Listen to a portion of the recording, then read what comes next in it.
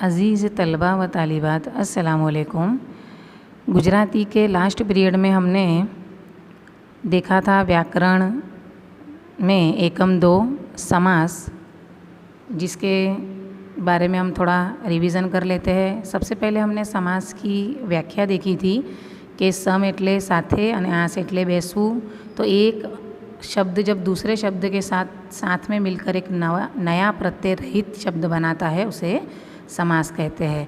मतलब समास जो है वो अलग अलग अर्थ वाले शब्द जुड़कर एक नया अर्थ वाला शब्द बनता है तो उसे समास कहते हैं। और समास का विग्रह किसे कहते हैं? तो समास में जुड़े हुए शब्द को जब अलग किया जाता है और तब उसका अर्थ बताया जाता है तो उसे समास विग्रह कहा जाता है। तो हमने समास के प्रकार देखे थे कितने? 6, लेकिन उसमें से हमने कितने देखे थे? 3।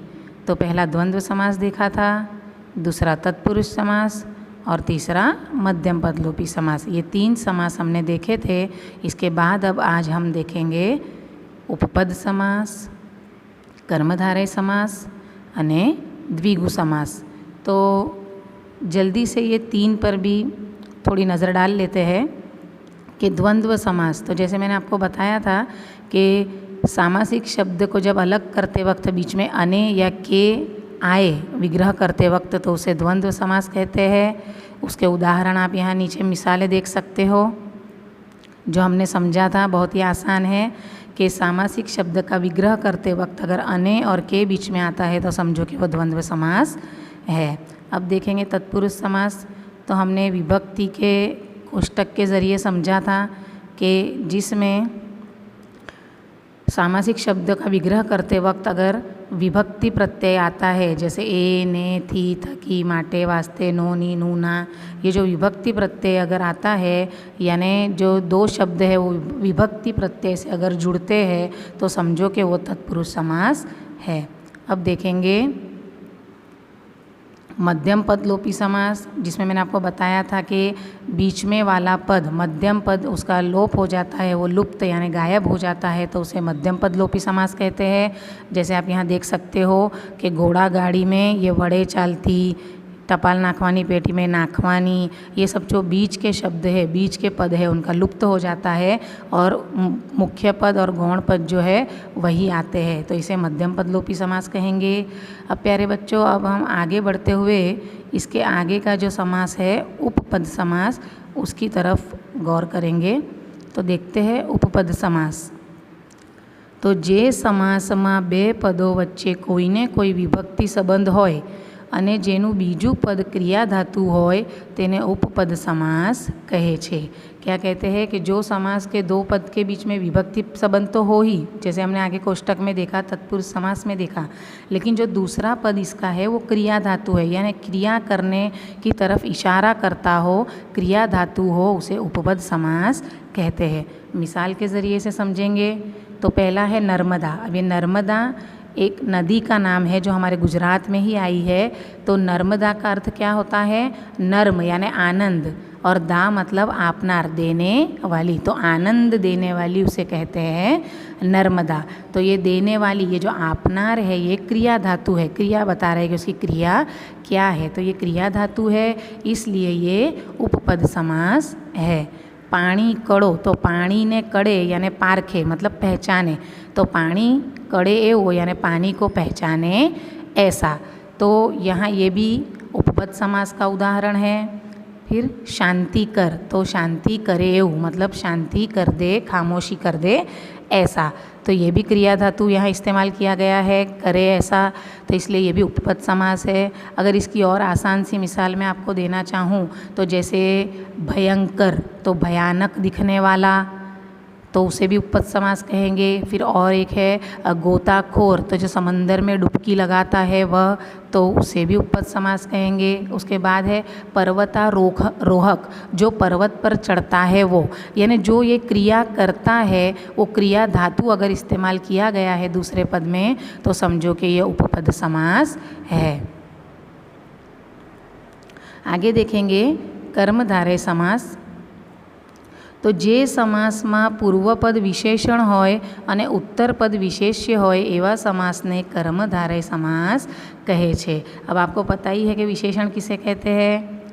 તો નામના અર્થમાં વધારો કરે કે નામની વિશેષતા बतावे તેને विशेषण कहे छे। विशेषता जो शब्द बताता है नाम की उसे विशेषण कहते हैं। अने उत्तरपद विशेष्य हो तो विशेष्य कौन है? जिसकी विशेषता बताई जा रही है किसी और विशेषण के जरिए, उसे विशेष्य कहते हैं। तो यहाँ क्या कहते हैं कि जो समास में पूर्व पद यानी पहला पद विशेषण हो और दूसरा पद जो है वो विशेष्य हो, उसे कर्मधारय समास कहते हैं। अब कर्मधारय समास जो है वो कई बार अलग अलग तरीके से आता है। इनके 3-4 रीत है। जैसे सबसे पहले तो मुख्य पद विशेष्य हो यानी गौण पद विशेषण हो। जैसे मैंने आपको बताया कि जो मुख्य पद है वो विशेष्य होता है, जिसको कंपेयर किया जाता है, जिसकी विशेषता बताई जाती है। और गौण पद विशेषण होता है यानी जिसे कोई खास विशेषण से नवाजा गया हो। जैसे यहाँ मिसाल के ज़रिए समझेंगे, पर गाम, तो यहाँ मुख्य पद है गाम, गाँव है लेकिन कैसा? पर गाँव यानी पराया गाँव। तो गाँव तो है वो विशेष्य है और जो पर है वो विशेषण है। तो यहाँ आपको उम्मीद करती हूँ समझ में आया होगा। भर सभा, तो सभा जो है वो विशेष्य है लेकिन सभा कैसी है? भर यानी भरी हुई, तो वो भर जो है वो विशेषण है। तो ऐसे ही कर्मधारय समास में अगर मुख्य पद विशेष्य होता है और गौण पद विशेषण होता है तो उसे कर्मधारय समास कहेंगे। और दूसरे तरीके से भी आ सकता है। जैसे देखेंगे, मुख्य पद विशेषण होय अने गौण पद उपमान होय। जेम के काजळ घेरू, काजड़ विशेषण है और घेरू उपमान है। जैसे हम अलंकार हमने पढ़े थे तो उसमें देखा था कि उपमेय और उपमान होता है। तो अलंकार में क्या होता है? उपमेय किसे कहते हैं? जिसको कंपेयर किया हो वो। और उपमान किसे कहते हैं? तो जिसके साथ कंपेयर किया हो वह।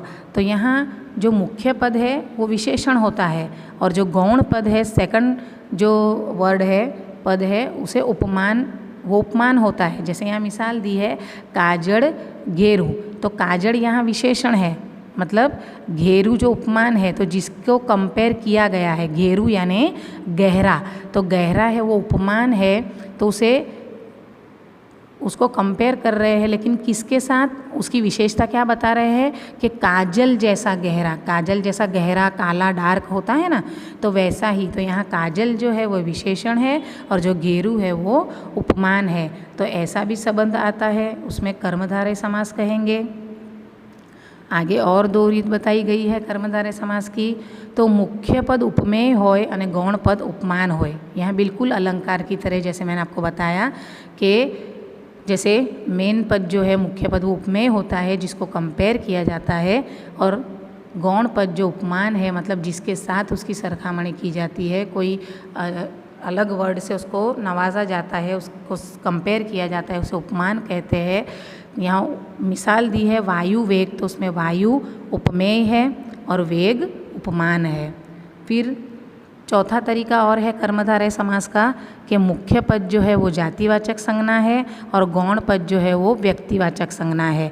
अब जैसे मैं आपको बता दूं कि जातिवाचक संज्ञा मतलब कि पूरे किसी समूह के लिए या पूरी एक जाति के लिए जिसका एक कॉमन वर्ड के ज़रिए जिसका इस्तेमाल होता हो, यानी पूरा एक शब्द जो है या एक पद जो है वो पूरी जाति का प्रतिनिधित्व करता हो, पूरी जाति के लिए इस्तेमाल होता हो, उसे जातिवाचक संज्ञा कहेंगे। और जो गौण पद है वो व्यक्तिवाचक यानी किसी एक ही व्यक्ति के लिए जो इस्तेमाल किया गया है, यानी पर्टिकुलर कोई नाम हो जो किसी दूसरे का मतलब के न हो, उसी व्यक्ति के लिए हो, तो उसे व्यक्तिवाचक संज्ञा कहेंगे। तो ऐसा भी होता है कि मुख्य पद जातिवाचक हो संज्ञा और गौण पद व्यक्तिवाचक संज्ञा हो। जैसे यहाँ मिसाल के ज़रिए समझेंगे तो यहाँ है सूर्यदेव और गंगा भाभी, ये सामासिक शब्द है। यहाँ भी मुख्य पद और गौण पद है, आप देख सकते हो 2 पदों से जुड़ा हुआ है, यानी सामासिक शब्द है। इसमें जो देव है, सूर्य देव में जो देव है और गंगा भाभी में जो भाभी है वो जातिवाचक संज्ञा है। जैसे सूर्य देव में जो देव है, तो ये देव तो कोई भी देव के लिए यूज़ होता है। जैसे यहाँ सूर्य देव लिखा है तो पवन देव है, अग्नि देव है, बराबर, जल देव है। तो यहाँ देव तो किसी के लिए भी इस्तेमाल हो सकता है, यानी कोई पर्टिकुलर सिर्फ सूर्य देव के लिए ही नहीं है, इसलिए ये जातिवाचक है। तो इसलिए ये जो देव है ये जातिवाचक है और जो भाभी है वो भी जातिवाचक है, क्योंकि यहाँ भाभी शब्द किसी भी भाभी के लिए इस्तेमाल कर सकते हैं, तो ये भाभी जातिवाचक संज्ञा है यहाँ।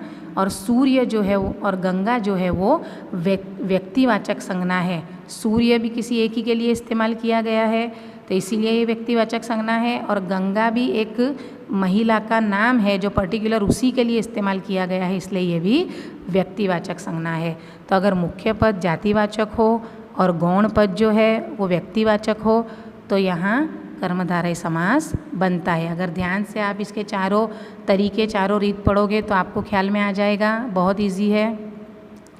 अब देखेंगे द्विगु समास, तो ये भी बहुत आसान है कि जे समासમાં પહેલું પદ સંખ્યાવાચક વિશેષણ હોય અને બીજું પદ સંજ્ઞા હોય તે હંમેશા સમૂહનો નિર્દેશ કરતો હોય તેને દ્વિગુ समास कहे छे। क्या कहते हैं? जो समास में पहला पद संख्यावाचक हो यानी किसी संख्या का निर्देश करता हो, किसी संख्या को हमें दिखाता हो या किसी संख्या की तरफ हमारा ध्यान केंद्रित करता हो, उसे संख्यावाचक विशेषण हो। और दूसरा पद जो है वो हमेशा समूह का निर्देश करता है यानी किसी गिरोह की तरफ इशारा करता है, उसे द्विगु समास कहते हैं। मिसाल के ज़रिए बहुत आसानी से समझ में आ जाएगा। जैसे यहाँ देखेंगे त्रिभुवन, तो त्रोण भुवनों समूह। यहाँ त्रि जो है, जैसे हमने देखा कि समास का पहला पद संख्यावाचक विशेषण है, तो जो ये त्रि जिसका अर्थ होता है त्रोण, तो ये संख्यावाचक विशेषण है। और दूसरा पद जो है वो समूह का निर्देश करता है, तो ये क्या है? त्रोण भुवनों समूह यानी 3 लोक का गिरोह, उसे कहते हैं त्रिभुवन। फिर त्रिलोक, तो इसमें भी त्रोण लोकनो समूह, जो तीनों लोकों का समूह है, तो इसमें भी संख्यावाचक विशेषण का इस्तेमाल है और समूह की तरफ इशारा किया गया है, गिरोह की तरफ इशारा किया गया है। फिर है सप्ताह यानी जो हम वीक कहेंगे, एक हफ्ता, तो सप्ताह किसे कहेंगे? 7 दिवसनो समूह यानी 7 दिन का जो समूह है यानी 7 दिन का जो अरसा है उसे सप्ताह कहेंगे। तो जो ये 7 है ये संख्यावाचक विशेषण है और दूसरा पद जो है वो समूह का निर्देश करता है। फिर नवरात्रि, तो नवरात्रिनो समूह, तो 9 रातों का जो समूह होता है उसे नवरात्रि कहते हैं। तो यहाँ भी 9 जो है वो संख्यावाचक विशेषण है और दूसरा जो है संज्ञा, दूसरा पद वो समूह का निर्देश करता है। तो इन शॉर्ट आपको इतना याद रखना है कि जो सामासिक शब्द में या जो पद में पहला जो पद है वो अगर संख्यावाचक विशेषण है तो आपको समझ जाना है कि ये द्विगु समास है। उम्मीद करती हूँ आपको जो भी समास है वो समझ में आए होंगे। आपको इनका स्वाध्याय भी नोट में लिख लेना है। नेक्स्ट पीरियड में दूसरा टॉपिक लेके मिलेंगे, तब तक के लिए अल्लाह हाफिज़।